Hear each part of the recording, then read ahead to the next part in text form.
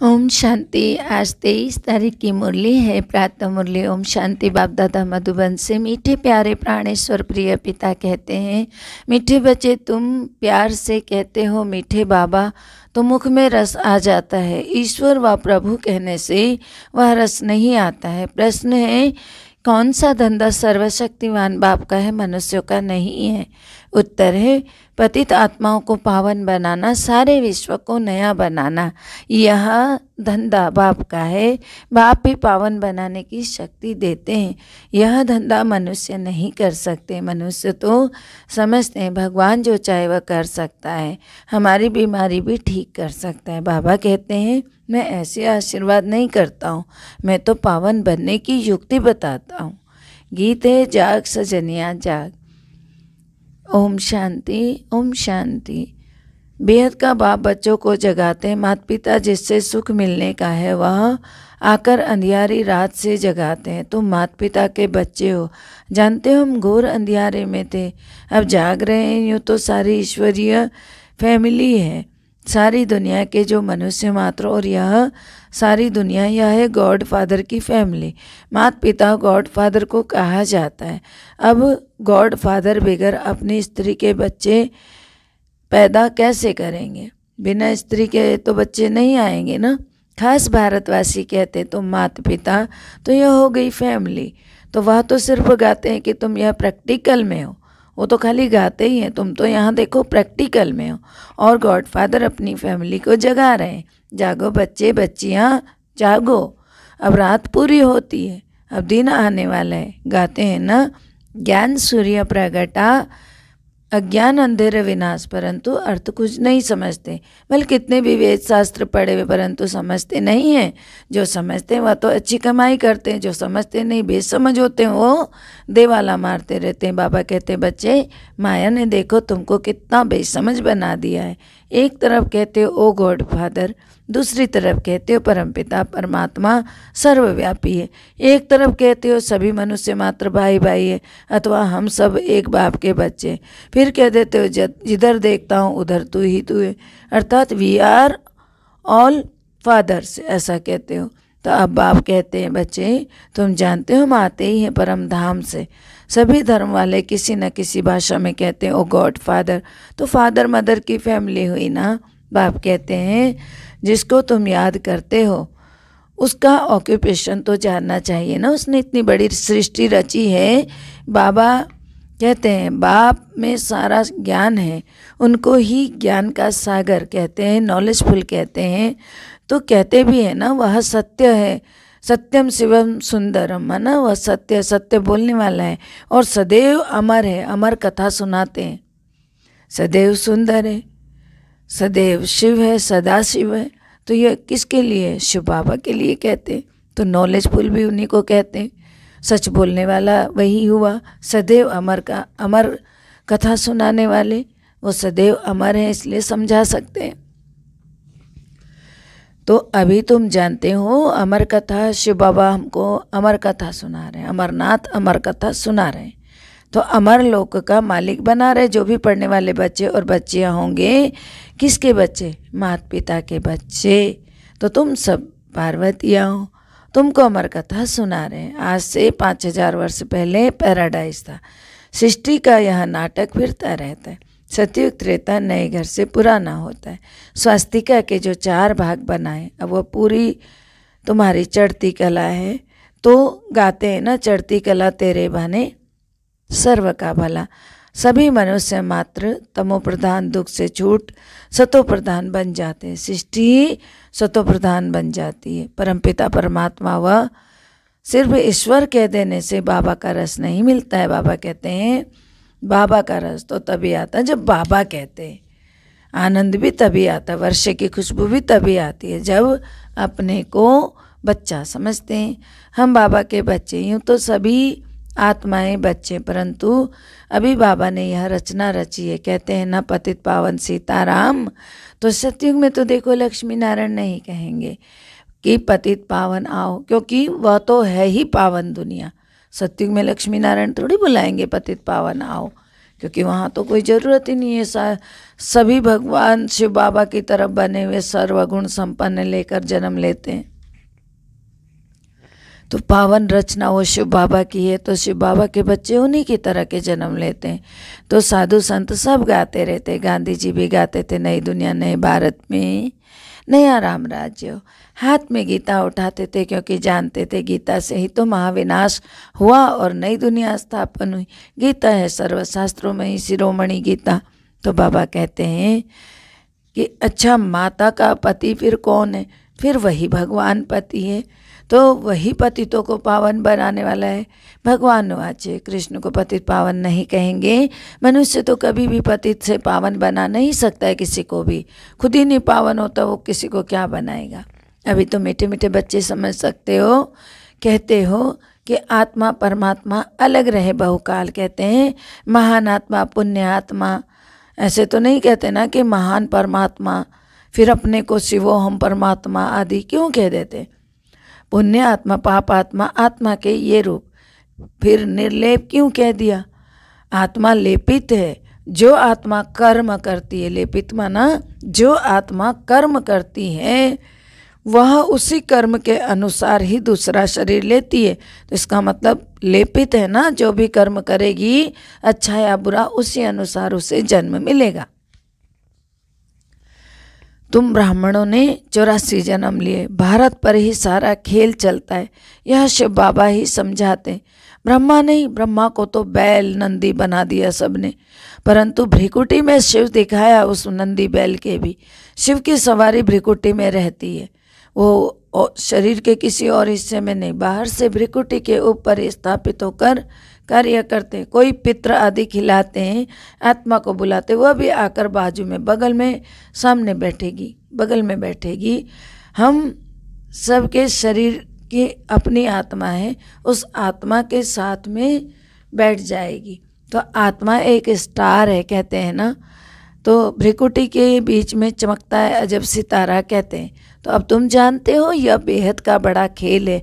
Second second जो पास होता है ना, वही ड्रामा के आधार पर एक्ट करता है। मनुष्य 84 जन्म लेते हैं, सभी 84 जन्म नहीं लेते हैं। कोई तो अभी देखो ऊपर से आते रहते हैं। बाबा कहते हैं जाग सजनिया जाग। कन्या जब शादी करती है तो उसके सिर पर मटकी रख, उसमें दीवार जगाते हैं। अब बाप कहते हैं तुम्हारी आत्मा की ज्योत घृत अब खत्म हो गई है, अब मुझे याद करो, तो घृत भरते दीवा जग जाएगा। और दीवा कौन सा जगाना था? ज्ञान का दीवा। वहाँ क्या जगा रहे थे? एक मटकी के अंदर दीवा जगा रहे थे। लोटे के अंदर जगाते हैं ना दीवा, एक जब कन्या की शादी हो रही होती है। और यहाँ जब शिव बाबा के बनते हैं, हम सब पार्वतियाँ कहलाती हैं और उनके साथ हमारी सगाई होती है, अर्थात हमारा ज्ञान जागृत होता है। तो वो परमात्मा हम आत्मा को जगा देता है, वही उसी के कारण ज्ञान जागृत होता है।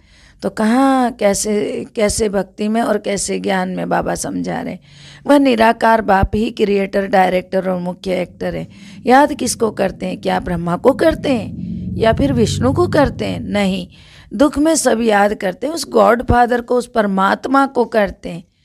जिनकी पूजा कृष्ण और राम सभी करते हैं, उस परमात्मा की बात हो रही है। यह दुख सुख हार जीत का खेल माया हार खिलाती। बाप जीत पहनाते, कहते हैं ना सर्वशक्तिमान तो मैं हूँ ना। ऐसे नहीं कि मैं बीमार हूँ, भगवान आशीर्वाद करे तो मैं ठीक हो जाऊँ। अरे मैं कोई यह धंधा करने नहीं आया हूँ कि तुम्हारी बीमारियों को, तुम्हारे कर्म को काटता रहूँ बैठकर। कर्म तो तुम काटोगे ना मुझे याद करके। मुझे याद करो, सब कुछ ठीक होगा बाबा कहते हैं। लेकिन ये नहीं होगा कि मैं ठीक कर दूँ, तुम पाप करते रहो बैठकर। ऐसा कभी नहीं हो सकता। फिर तो मनुष्य बैठ ही जाएगा, पाप ही करता रहेगा। क्या भगवान खाली सुधारेगा? सुधार हमें खुद को खुद की करनी है। हम गंदगी खाते हैं, हमें छोड़ना है। हम गलत बातें सोचते हैं, दूसरे का बुरा करते हैं, हमें छोड़ना है। वो सब 5 विकारों को हमें छोड़ना है। हमने अपने खान पान को बहुत ज़्यादा ऊंचे दर्जे का नहीं, बहुत ज़्यादा नीचे दर्जे का नहीं, हमें बीच का रखना है अपना खान पान, ताकि हर हाल में गुजारा हो जाए। तो बाबा कहते हैं भगवान आशीर्वाद करे तो मैं ठीक हो जाऊं, ये कभी ना सोचो, क्योंकि मैं ये धंधा करने ही नहीं आया। यदि ठीक होना चाहते हो तो बाबा ने कई बार मुरलियों में कहा मुझे याद करो, याद के अलावा कोई चारा नहीं। तो भगवान कहते पतितों को पावन बनाने श्रीमत देने श्रेष्ठ ते श्रेष्ठ है शिव बाबा, वही आते हैं। फिर भी नंबरवार हैं सब। तो बाबा कहते हैं माला भी तो है ना, अब नंबरवार माला है। तो अब तुम जान गए हो ना कि हम ईश्वरीय फैमिली है। जैसे शिव बाबा की महिमा अपरंपार है, वैसे रचना की महिमा भी अपरंपार है, वैसे भारत की महिमा भी अपरंपार है। भारत में हीरे जवाहरातों के महल थे, गॉड क्रिएटर है, तो मदर भी तो है ना, माता भी है, पिता भी, दोनों वही गॉड है। जब तुम यहाँ बैठे हो तो पहले बाप की याद आनी चाहिए, फिर ब्रह्मा विष्णु शंकर सूक्ष्म वतनवासी की याद आनी चाहिए। ब्रह्मा द्वारा स्थापना हो रही है, इस समय तुम ईश्वरीय फैमिली के हो, फिर फैमिली देवी बनेगी। तो सो भी संगम युग पर सूर्यवंशी चंद्रवंशी विराट रूप का चित्र भी है। सिर्फ चोटी नहीं है, चोटी नहीं दिखाया है, देवी देवता क्षत्रिय वैश्य इस तरह से आगे जाता है धर्मों का। लेकिन शिव बाबा ने कौन सा धर्म रचा? ब्राह्मण और देवी देवता धर्म रचा। तो परंतु देवताओं के पहले क्या था? बेहद का बाप कहते हैं मन मना भव, मेरे साथ बुद्धि का योग लगाओ और बेहद का वर्षा ले लो। जन्म जन्मांतर लिया है ना, जन्म जन्मांतर लिया है। तो सतयुग त्रेता तक 21 जन्म बेहद का वर्षा लिया था। अब तो कुछ नहीं है, खाली हो गए हो, फिर से बाप से लेना है तुमको। तो वह तो कहते हैं परमात्मा नाम रूप से न्यारा है, वह कैसे यहाँ आएगा? अरे गीता में श्रीमद् भगवत गीता बोला, भगवान ने आज कृष्ण को भगवान नहीं कहते हैं। इतना छोटा बच्चा कोई भगवान नहीं होता, वो देवता है और उत्तम दर्जे का देवता है। लेकिन परमात्मा और देवता में अंतर है, वो देहधारी है, देवता देहधारी है, परमात्मा अशरीरी है। तो यह सब ड्रामा में नूद है।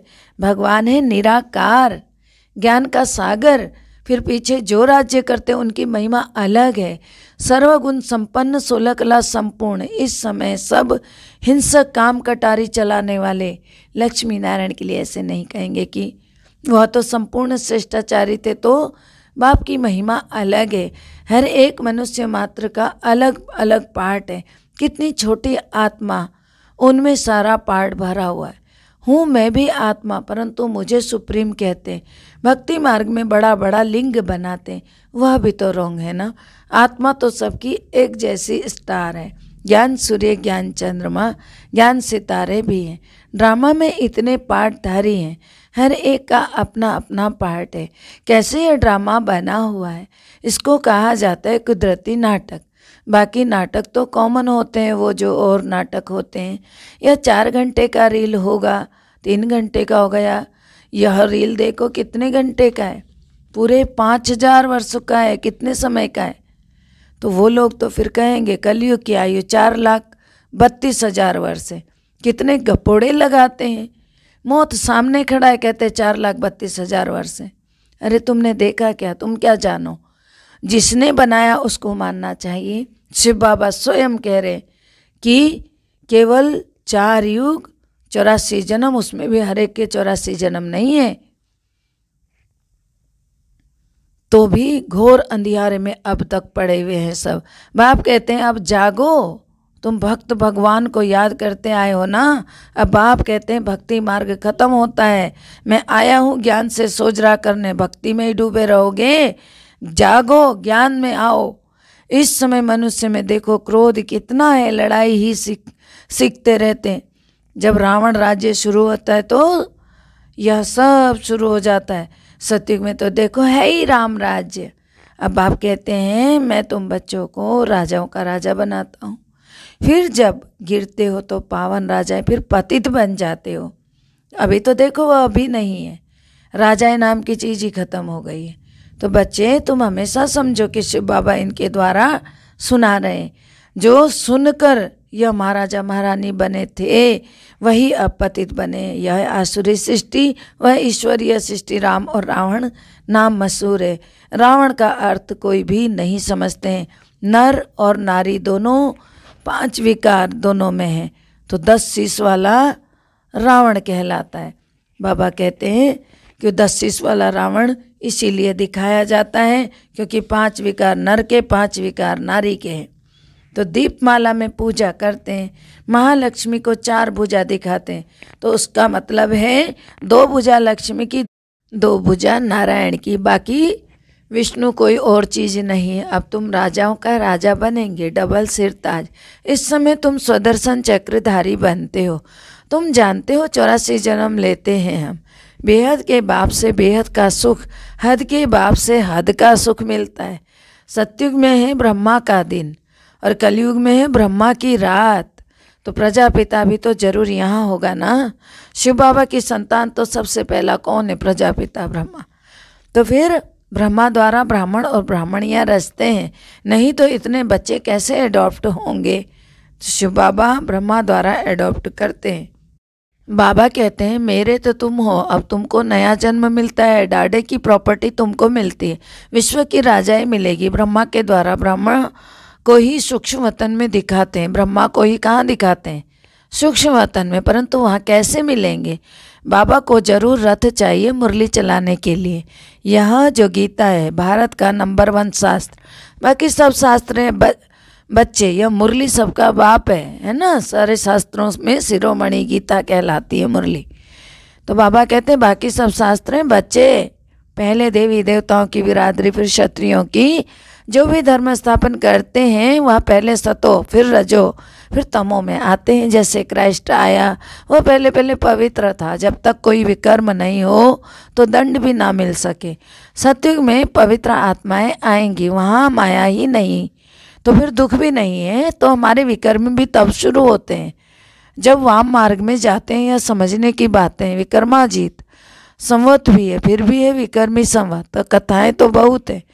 मोहजीत राजा की कथा, मोहजीत है लक्ष्मी नारायण, वह है राम राज्य। अभी है रावण राज्य, रावण को जलाते आते हैं। आधा कल्प राम राज्य, फिर आधा कल्प के बाद रावण राज्य होता है। इस स्वदर्शन चक्र को भी तुम जानते हो। तुम सब गॉड फादरली चिल्ड्रन हो। तो डायरेक्ट बाप ने बाप ब्रह्मा के द्वारा एडॉप्ट किया है, इसीलिए तुमको सिकिलदे बच्चे कहते हैं। अच्छा, मीठे मीठे सिकिलदे बच्चों प्रति माता पिता बाप दादा का याद प्यार और गुड मॉर्निंग। रूहानी बाप की रूहानी बच्चों को नमस्ते। हम रूहानी बच्चों की रूहानी बाप दादा को दिल व जान से सिक व प्रेम से याद प्यार नमस्कार, good morning, diamond morning, Om Shanti. शुक्रिया बाबा, शुक्रिया। धारणा है पहला, आत्मा रूपी दीपक को सदा जागृत रखने के लिए याद का घृत डालते रहना है, याद से आत्मा को सत्व प्रधान बनाना है। दूसरा है सदा ज्ञान सोजरे में रहना है, बेहद नाटक ड्रामा को बुद्धि में रख स्वदर्शन चक्रधारी बनना है। वरदान है व्यर्थ संकल्पों के तेज बहाव को सेकंड में स्टॉप कर निर्विकल्प स्थिति बनाने वाले श्रेष्ठ भाग्यवान भव। व्यर्थ संकल्पों के तेज बहाव को सेकंड में स्टॉप कर निर्विकल्प स्थिति बनाने वाले श्रेष्ठ भाग्यवान भव। यदि कोई भी गलती हो जाती है तो गलती होने के बाद क्यों, क्या, के, कैसे, ऐसे नहीं वैसे, यह सब सोचने में समय नहीं गंवाओ। जितना समय सोचने स्वरूप बनते हो ना, उतना दाग के ऊपर दाग लगाते रहते हो। पेपर का टाइम कम होता है, लेकिन व्यर्थ सोचने का संस्कार पेपर के टाइम को बढ़ा देता है। इसीलिए व्यर्थ संकल्पों के तेज बहाव को परिवर्तन शक्ति द्वारा सेकंड में स्टॉप कर दो तो निर्विकल्प स्थिति बन जाएगी। जब यह संस्कार इमर्ज हो तब कहेंगे भाग्यवान आत्मा। बाबा कह रहे हैं पेपर तो थोड़े से समय का आया था, किसी की बातें रूपी पेपर, किसी का कोई भी परिस्थिति आती है तो वो थोड़े समय की होती, लेकिन सोच सोच के तुम ही उसे बड़ा कर देते हो। तो सोच के बड़ा करने की बजाय वहीं पर बिंदु लगा दो सेकंड में। स्लोगन है खुशी के खजाने से संपन्न बनो तो दूसरे सब खजाने स्वतः ही आ जाएंगे। खुशी के खजाने से संपन्न बनो तो दूसरे सभी खजाने स्वतः ही आ जाएंगे। सर्व का भला हो, सब सुख पाएं, सब परमात्मा से जुड़ जाएं। सर्व का भला हो, सब सुख पाएं, सब परमात्मा से जुड़ जाएं, सर्व का भला हो। सब सुख पाएं, सब परमात्मा से जुड़ जाएं, अंत समय में अपना जीवन सफल बनाएं, मुक्ति जीवन मुक्ति को पाएं, सबकी मनोकामना पूर्ण हो जाए। ओम शांति।